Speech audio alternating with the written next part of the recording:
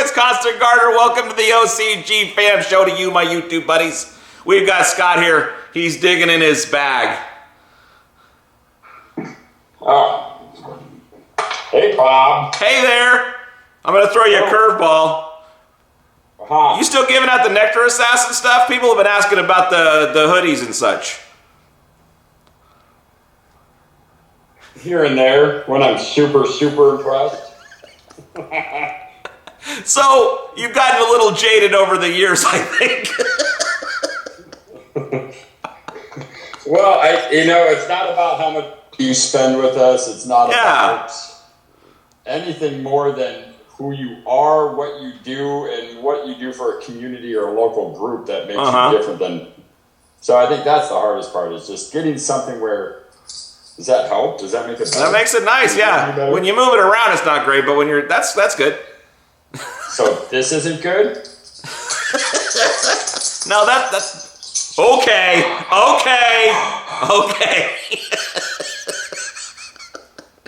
Seems like we need a microphone. You probably do, and nothing kills views like bad sound.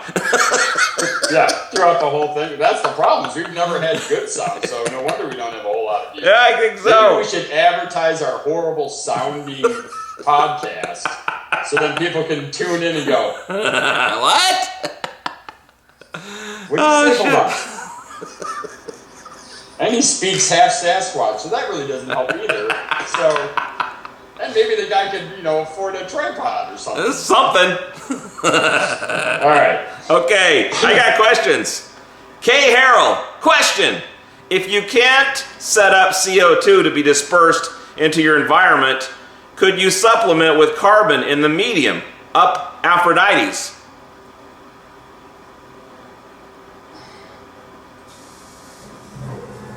Is CO2, I guess it's carbon, but it's not exactly the process. Well, it's something they absorb through the foliage during the day cycle, which then helps them produce or, create a photosynthetic reaction, chlorophyll and all that. So, but it's not a direct correlation. So to say I was at 1,200 parts per million CO2, so if I'm not putting that in, then if you're at 17 mils per gallon of Aphrodite's, you're at the equivalent carbon intake. It still comes down to the microbial activity in the soil, the health of the soil, the biology of the soil. And I think a lot of times with the carbon in the soil, what we find it's actually a lot of the microbial digestion in the soil is creating the CO2 off gas, and that is becoming part of that carbon uptake as well. So I don't know if there's an exact correlation between Aphrodite's carbon versus CO2 in the atmosphere. Well, because, the plant is taking carbon out of the air and putting it into the ground. And that's how our Earth works, right? Yeah, roughly. So it's not that. But I guess what I would say is that if you're trying to up your push harder, you would just push with Herc and... Aphrodite definitely helps with the development of the oils, the internal components of the flower. Certainly doesn't help with the structure. It doesn't hurt with the structure of the flower, but the calcium phosphate is going to give you a better push as far as driving that plant a little bit harder. And you would... I've seen some wonderful growth with no CO2 because they're just in the room often. So you would... Bloom Chaos would be your push my plant thing. Well, that's the throttle to the plant. I'd still be giving it the fuel to throttle. But you're doing that I'd be pushing with Circes, Herc, Aphrodite's, and then if I needed that to go in even faster, then the Chaos would help trigger that response to absorb it faster. But as far as a growing your plant bigger, faster, pushing yield, Aphrodite's is in the mix of that, or is it way down the line from Herc and those sorts of things, and Demeters and... It'd be below Herc, Circes, and it'd probably be 4th or 5th on the list, but it is one of the better products for flower development and desire of the flower, what we were looking for. Can you do too much? Yeah, if cost is... It can handle it. Yeah. You would have to go like ounces and ounces per gallon to make it burn or be ineffective. So it really just comes down to anything past 2 ounces per gallon is just not cost effective, and probably wouldn't. You would there would be a diminishing return at that level. Yeah. I was watching a thing about this aircraft carrier the Japanese were making in World War II, and they were running out of engines, and so they used a destroyer engine instead of a battleship engine in the aircraft carrier, and it was like a third of the horsepower, and they went from like 34 knots to 32. That it wasn't, it was because to get to 30 doesn't take nearly as much. To get to 34 takes 3, 4, 5 times the power. And so that, I think, kind of thing, if you get this diminishing returns level to it. No, and I've seen that with a few guys trying to really push with nectar, especially on the East Coast where their alkalinity's through the roof. All of a sudden, they get to this ppm and they can't exceed that ppm. No matter what and they can pump as much food in, it just becomes a saturation point and it stops being effective. So it's, at some point, pushing just isn't effective or cost effective. And, you know, that's why people kind of get to their echelon and then bring it back 15, 20% and then kind of massage their recipes around that to really, you know, make it more economic for them, but also make sure the plant never goes through an overfed stress situation where I think, you know, a lot of these lockouts will end up actually being from people pushing too hard where the ppm start building up and the plant just shuts down from absorbing up that nutrition. That's often it's just from pushing too hard. Okay. Michael Sims would like to learn more about Megamorpheus. Megamorpheus is the weirdest product in the whole line, in my opinion. Chaos is the weirdest. Well, I mean, like, why do you even have it kind of thing? It's like, it feels like you made it for someone so they would shut up. Well, you know, we used to work with another company and for another company and manufacture for another company. And when that was all starting off, you know, one of the jokes was, you know, when we were making their products for them, we came up with they wanted a guano tea because Fox Farm made a big bloom tea. So they came out with a bigger blooms tea. And, you know, so not original, it was just bigger blooms. It was literally a knock on Fox Farm's version of, you know, worm castings and back guano. So literally just out of spite, we created our own bigger blooms tea, and we called it the biggest blooms tea, just to bigger. So it's not only bigger than big, but it's the biggest. So the biggest. And it was so big, even the was spelled with 2 E's because you can't get bigger than the biggest. You know, and we kind of mocked it for a while, but then growers started liking it. It's ultra filtered, it's ultra digested. We use seabird guano versus bat guano, so a little bit more sustainable guano source. Our worm castings come out of Southern Oregon, local worm casting supplier that just puts out a good humic-rich, bacteria-rich tea. And, you know, we started liking what we were seeing, but originally it was literally just a big FU to a competing company who kind of, you know, took us through the ringer during our recipe days.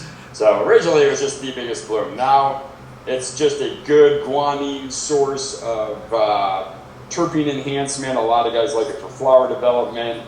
The old schoolers can't grow without guano tea, so we still sell a lot of that to the older school growers. And you know, there is a terpene that does present itself in the fruit from a guano tea or a guano product. So you know, it keeps that old school flavor around.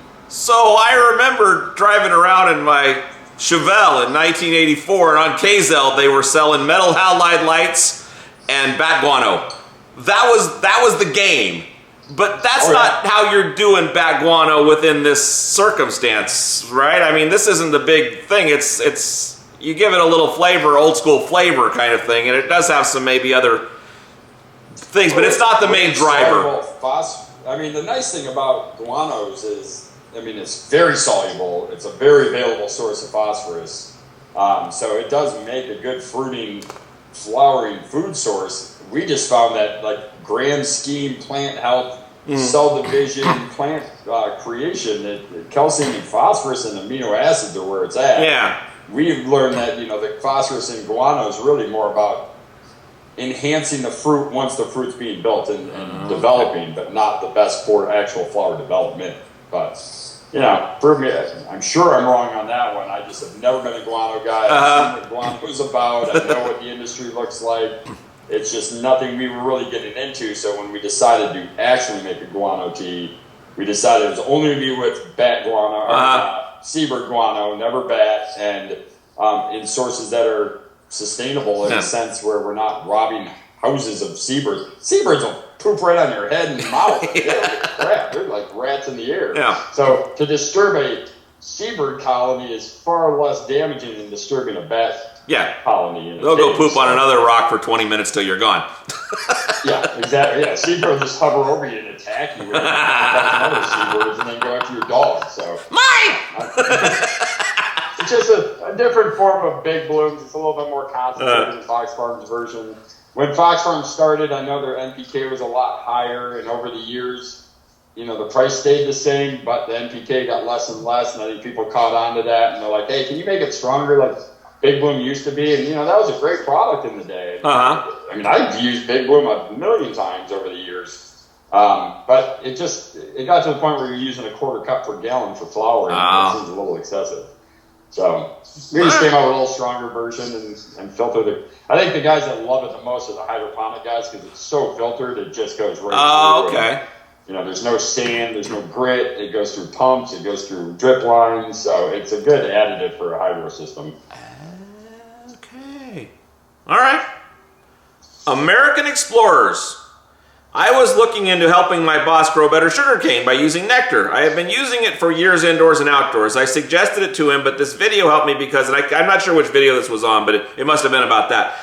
Helped me because now I know I can tell him, or he can watch it because he has a top feeder on top, so if I know these nutrients will absorb, drip down to the ground and work just fine, and leave heavy ones to be fed otherwise. My question is, I was thinking of suggesting to him to put one shot down in and then just feeding the food through the top sprayer. What is your advice, opinion on the matter?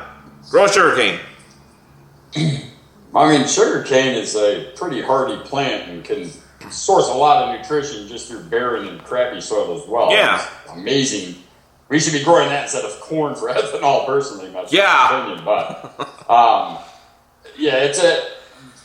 if you're trying to grow it, I mean, I guess that it's kind of a weed, so it kind of can handle some pretty nasty conditions in the sense of what you feed it. I do know it's, you know, like an aloe or kind of like a grass clump. It's a nitrogen lover. It likes nitrogen. I think to make a sweeter sugar, doing like a feather meal, so a little bit of one shot would get you there. You got your feather proteins. You got a lot of bone meal phosphorus. There's a little bit of sulfur and magnesium in that. The only other thing I would add to that is a little chimera once you get an established root ball, because now you've got a lot, you know, you got your magnesium bump, you've got the alkalinity piece, and you've got the phosphorus and calcium it needs. For a top watering system, you know, Persephone being a calcium lignin sulfate, they love sulfur. Some silicate would be good. So if you have a silicate product that you like, that would be one to be adding in as a liquid form, or just putting diatomaceous earth around the root ball, that'll help. Or just a good guy of watering now and then, just to give them those boosts. But one shot alone should make them happy.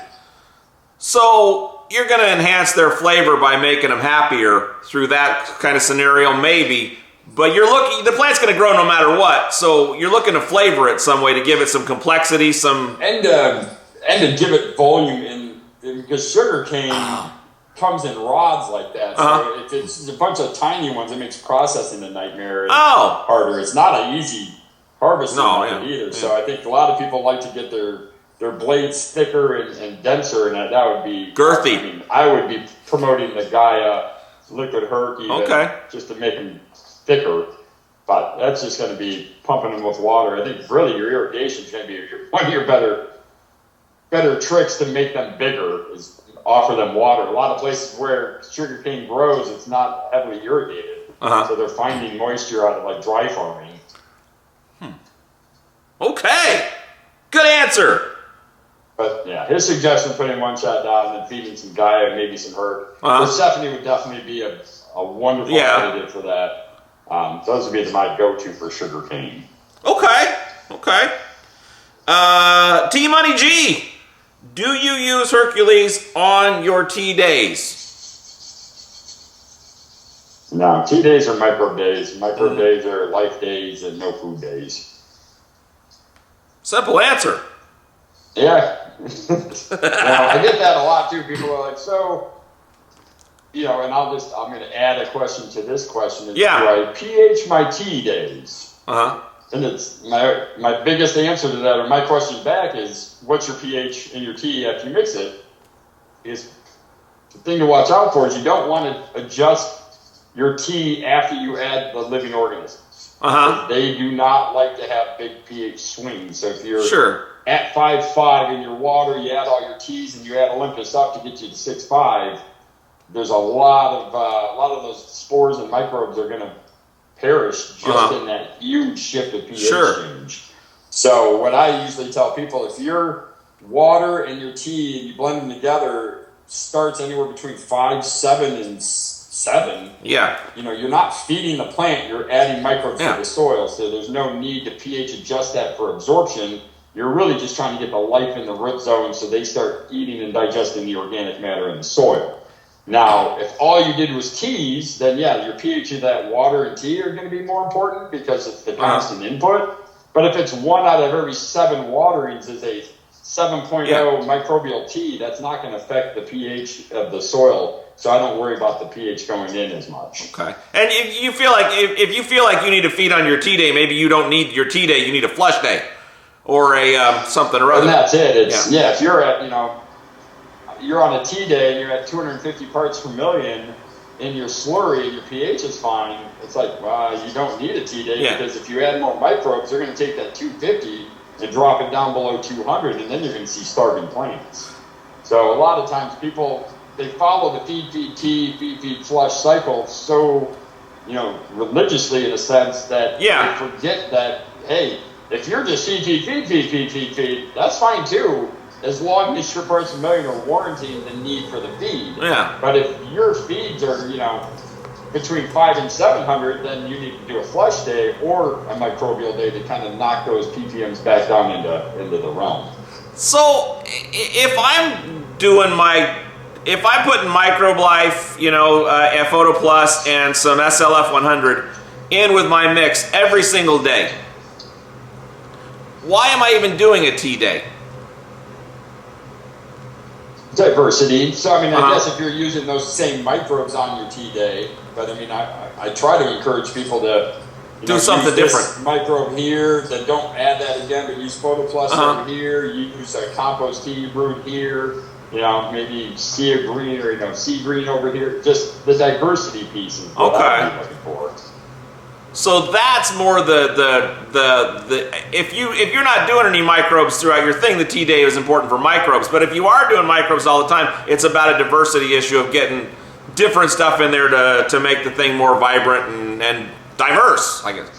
Well, and microbes, they're little tiny nutrient balls. As they're traveling through and other bacteria and fungi are consuming them, they're breaking them down into a nutrient source. Because when a bacteria is eating nitrogen or phosphorus, it takes what it needs from that to build its own entity. And then as it dies, it breaks those pieces away and they become nitrogen and potassium and whatever the microbe was. So, it's having that diversity constantly cycling through your soil, and I think that's why I like SLF so much, is that it's literally, you start with 15 types of bacillus, and then over a 6-month period of time, they cycle through, and all those different forms of bacillus change, morph, new ones rise, the old ones fall, they just cycle through so that there's always a new consortium of bacteria living in SLF, where Photo Plus, I got these microbes, or Apollo's rice, you have these microbes, this is what's in here, this is what's going to colonize,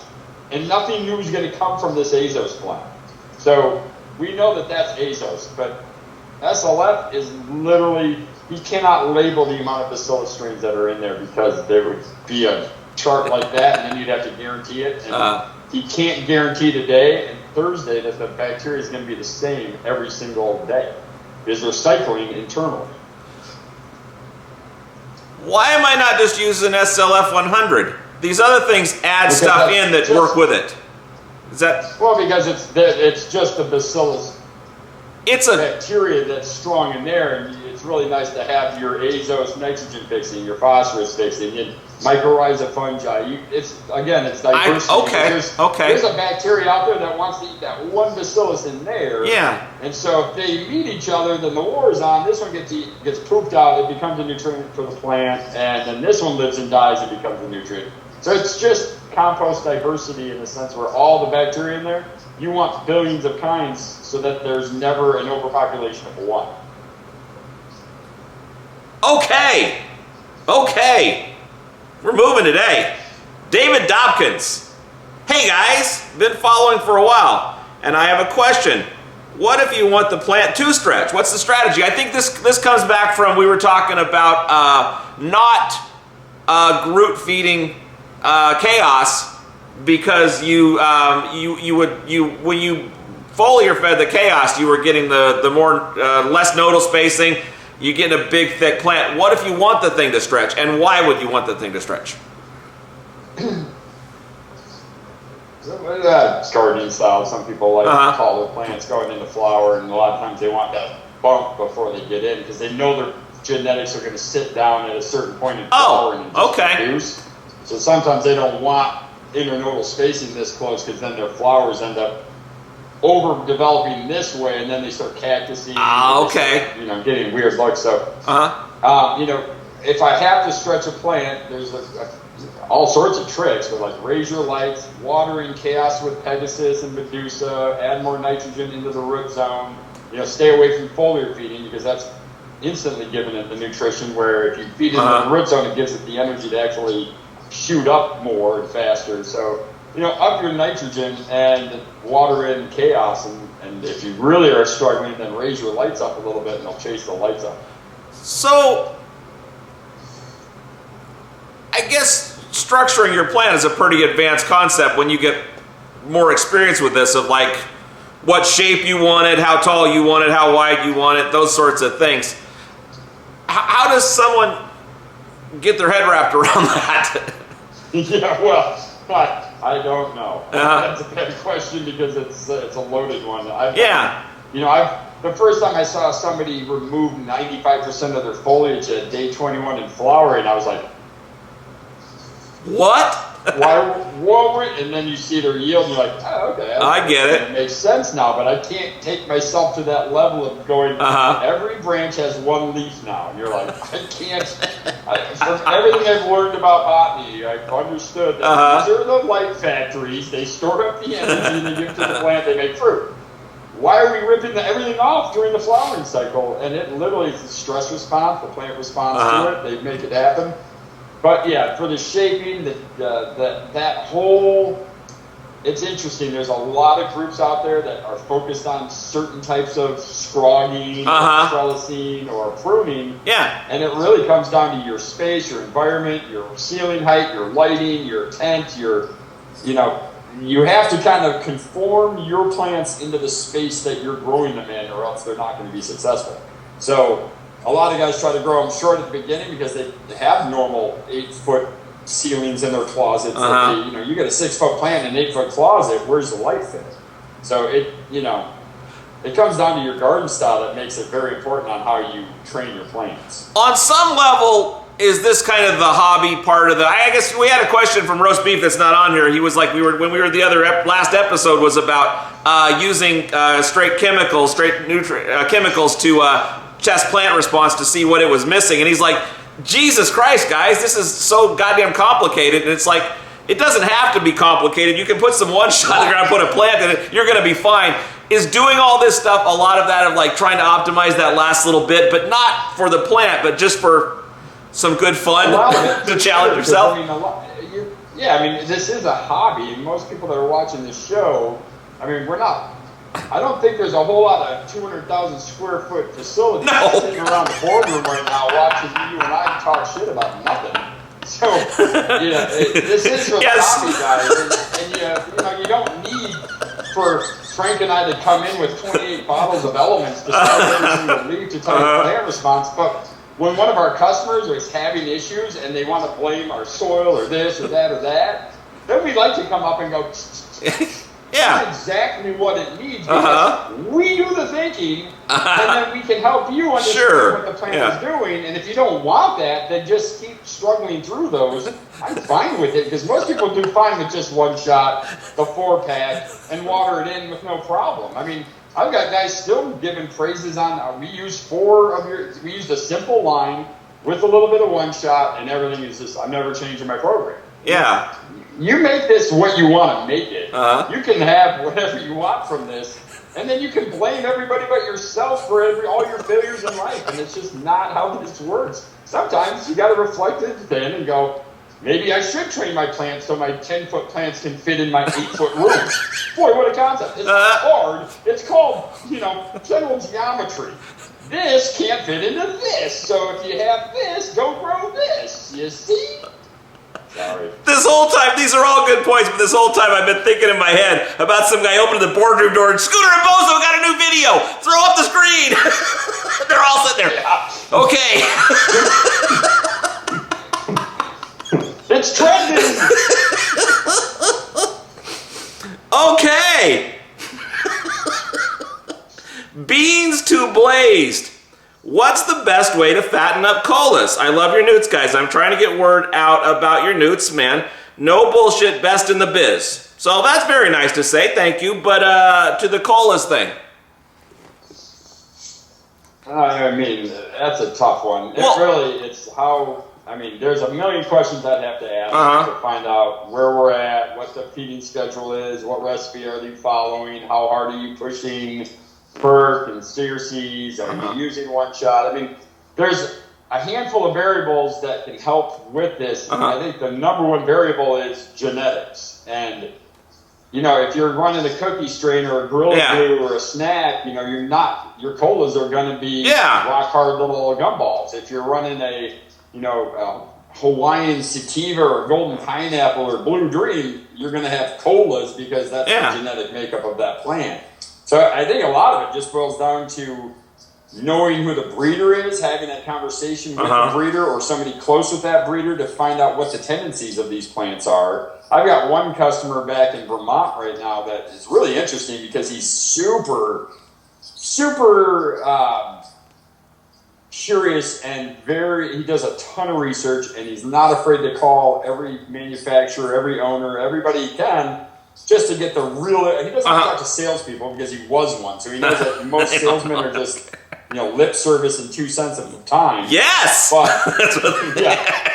So the nice thing with him is he goes right to the guys, and then he finds out, oh well, if you're growing this genetic from me, you're going to end up with X amount per plant by average. If you're looking to do these larger donkeys, you're going to want to use this genetic from me. You're going to want to look into this lineage or, So a lot of it is I've seen rooms where they're this, and then over here it's just all rock hard popcorn, and it's often genetics. So you would get the plant that's predisposed genetically to what you want to do, and then you would give it a healthy diet and some good sunlight.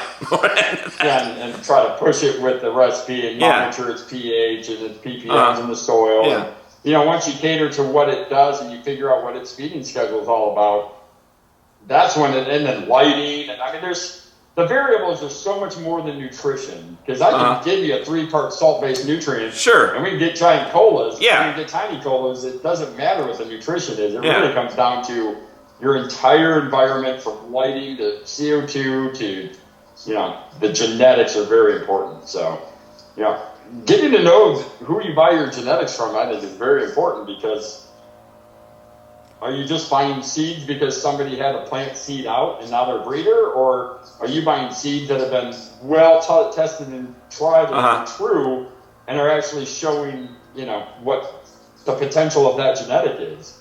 And there's a handful out there, and there's more and more rising every day, but there's also a lot of pollen chuckers out there that you're getting. Why can't I make them oily or greasy or small or, bigger? It's like, well, it's probably genetics. It's not really the nutrition. So finding a guy that you can trust and going, hey man, I don't know what the fuck I'm doing. Can you give me something that's not going to die? And then slowly moving up to, hey, can you give me a donkey thing, or can you give me some little popcorn that I'm going to love the taste of? Getting the genetic is 60% of the game or more. When you're looking at cut only, or $25,000 for this, or $2,000 for a pack of seed. I mean, you know who's got, well, not necessarily, it's also marketing, but there tends to be a trend towards certain genetics that are more sought after because of what they've been able to prove to do. You know, having seeds in hand means nothing compared to weed in bag. You know, so what's in my hand may not equate to this weed bag at the end because it may not be the same phenotype. It may not have the same vigor. It just, there's a lot of different variables that the seed is the most important piece of this equation. Well, I would guess that anyone that's put up with our show for any amount of time probably has a good bullshit sensor. Because if they'll deal with us, they're not going to like the guy that's going to be full of shit. We're the anti-bullshit. They may put up with it just because of us. Well, I can deal with you because I watched the OCGFAM. I can deal with anyone. Yeah. Oh, jeez. So I know you got to go to the home show. We had a question from Rico Rodriguez-Groves and also from Craig Speakman, which were specifically about Gaia Medusa, but more generally about when the fuck are you guys going to get on with telling us about every single nutrient. Yes. No, that's our goal. We do believe in working on that method. Bob's been pushing to get it going. We plan on it.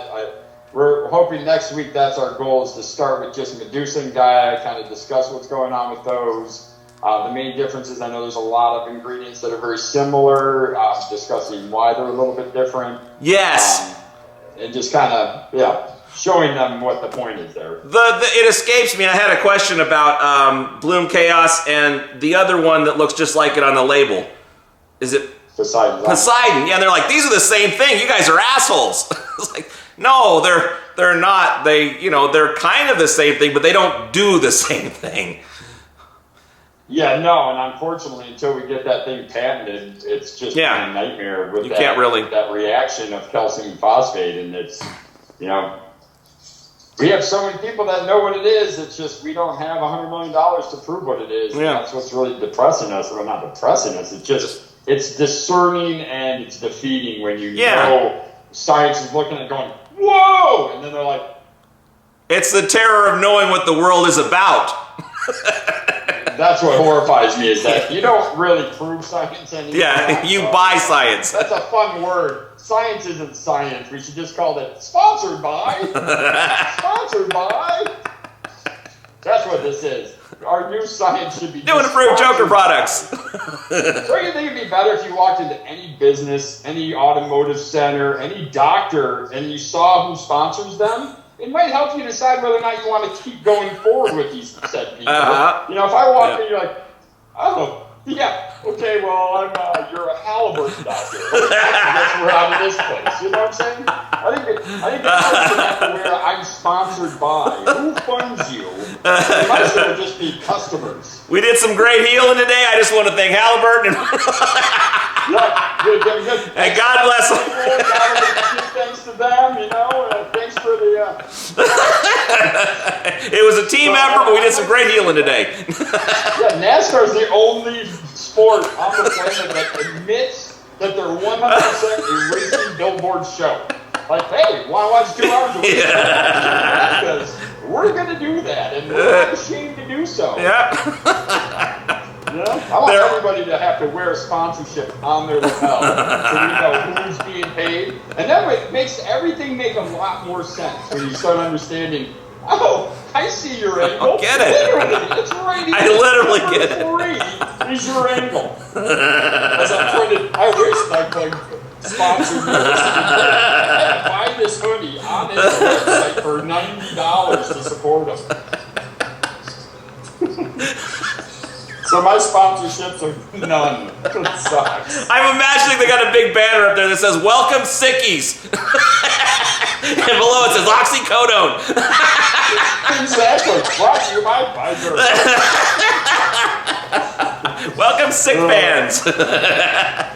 Okay. One more question on here that you sent from Lay it on Salty Bananas. Oh yeah? I don't salty bananas? Did I skip one? I think so. About feathers. Oh, Jesus, you're right. And that was the one that's the only one I really wanted to get to today. A lot of people were wondering where the feathers came from when you mentioned feathers in the feather meal. Do you actually get a big bag of feathers? I can imagine it would start using chicken feathers. I hope they aren't bald eagle feathers. Might have a special protein, which I have yet to investigate the protein from the bald eagle feather. I have friends in Alaska, though. I'm sure they'd be happy to go out there and tackle. They're like turkeys up there. Oh my God! They're everywhere. Lift the grocery bag from your arms coming out of the grocery store, and they're the size of like a small lab. Oh yeah, it's oh, here's a chocolate lab. Hold it. So we get ours from the feather meal. Basically, after it's all done, after they get done processing it, it's literally the throwaway product, and it's ground up pieces of tiny feather pellets. And when we get it in, it comes from Foster Farms, their bulk output, and it comes in like a meal. So it's been ground down into this, and it does smell. It's not a pleasant smell, but it hasn't been processed from us yet, so it's still in this little gritty meal of just ground up feather pieces. Is this whole feather extract? Is this whole feather extract, or is this just the little nub at the bottom? Like, this is literally, if you took a feather and sent it through a paper shredder, that's what we're okay. Pieces and clumps, and then we take that and we put it into a heat exchanger where we send 145-degree water through brass pipes or copper pipes. That heats up the water, which then helps expand the protein inside of the feather itself. So as the feathers are being hydrated or hydrolyzed from the heat, the protein's becoming soluble and coming out of the feather. Then when we're all done, we press all the feathers and we filter them all and we get all the solution out, and that's the pure nitrogen protein from the feather meal. So this is a bucket of water with coils in there of other water that's heated to heat. The one water heats the other water, so it makes soup. It's literally like, it's cooking feathers down in water to 145 degrees. And then do they get all gooey? Is it gross? I mean... Oh yeah, then that's a giant nightmare mess. We extract all that out and pressure wash it out of the tank, because we're literally burning feathers in a sense where we're taking them right before being burnt. So that smell of, like, take a bunch of hair and light it on fire, that's what we get to smell when we're processing it. Because it's hair. But the amount of nitrogen protein and what the protein is so beneficial and so accepted by the plant that it's a no-brainer. Plants love it, and it's a great foliar during veg just to hammer in nitrogen into the plant without giving them a ton of nitrates to have that elongation issue or having that horrible flavor that can carry all the way to the end. Protein nitrogens are totally different than nitrate nitrogen. Okay. Good episode. I got one last question. Lay it on me. Which, bless his heart. So I have this customer in, I believe he's in Illinois, but I want Wisconsin or Illinois, right on the border if he is. And he sends us these things when he hits a record. See that? Yeah. So it's these deep dish pizzas from Chicago. Oh, wow. Okay. Yeah, right? Yeah. So, we've been back and forth for about a year and a half working with this guy and his farm and what he's doing, and the store he's working with just kind of opened up and was like, who's this crazy guy who wants to buy trailer loads of product? And when he first reached out, he's like, hey, I want to use your bloom pack with my 3-part synthetic product line with your potting soil, and because I need to yield. I use the synthetics for the yield. I'm going to use your bloom pack for the flavor. Okay. I'm biting my tongue. I like people to discover things on their own, do this stuff. So who knows? Maybe you'll make it work. I'm here for you, and so first couple rounds get done, and I always get a great response. This is great. The plants look awesome. The frost is there. The yield is there. but the taste just is not there. How can I fix the taste? How can I fix the taste? So a year and a half of this, and finally it was like, just do a nectar run. Just do Give one it a try. nectar run. Let's see what the yield is. Let's see what the quality's like, but let's just try it. And at the beginning of all of this, he said, if I ever hit 3 alight, I'm going to send your entire staff a pizza. And like one pizza, deep dish from Chicago, for everyone in the team. Yeah. Which he said, hopefully he forgot one for you, and that hopefully somebody was lactose intolerant to give you one. Anyway, all of a sudden we get 3 boxes with 22 pizzas in them. Wow. From this guy who hit 3 alike on just nectar as he's putting in his next order for the next run. Well, he just wrote me a question saying, I'm guessing by now you will roll your eyes every time you get a question like this. I just opened a 5 of Triton's and it smells like ass. Not mine, someone else's ass. Is that a problem? Nope, it can really smell like ass. That's the good stuff. So if you get the Triton's is not playing well with us right now. It is, I don't know if it's a new batch of fish or where these fish come from, or if it is a special funky batch of, oh my God, it does not want to stop digesting. It just wants to be a problem. It's making wonderful fruit. It's making all the terpenes happen that we want to. It's just the gag reflex to get through adding it to a feed schedule is the tough part. So if you can handle it, it's still a very viable and great product. I can understand a lot of people are like, man, I think we'll take a little break from this. This makes Genesis look like rose flower. Jesus.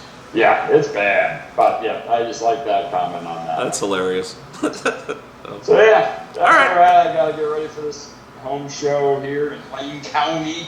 It's exciting. We're going to go. Hey, Friday, you have to wear your mask. But on Saturday, it's going to be mask free. Okay. Because science. Well, that's more bureaucracy than science, I think. Well, you got to pick a day, okay? You got to pick a day. So, I mean, you know, I agree with you, but also... Today and tomorrow. That's what I want to know. Yeah, let's do stuff like this on Thursday or Wednesday when nobody cares. And when you pick a day, you know what you should have said? Today, fuck it. We're done. Or not said anything. Then it would have been a surprise. Like, we're done. And they'd be like, yay! Instead, they're like, in 11 days and 14 hours, just then, you can be free. But until then, so you walk through to go set up the booth, the first sign you see is, mask required till Friday at midnight. And the show goes through Sunday. So. Oh, that's funny. Yeah. All right. Well, you know, good luck with that. Yeah. Exhausting doing those things. Maybe I'll stop by. It's all home growers and petunia growers and broccoli growers, and I think this year we're going to see a lot of food growers coming out of the woodwork. We're selling a lot of one-shot at these shows. A lot of inflation, a lot of uncertainty going on. Yeah. So, yeah, that's where we'll be. Okay. Hopefully we'll see you. Yeah, we'll stop by. All right, that's a show. Sweet.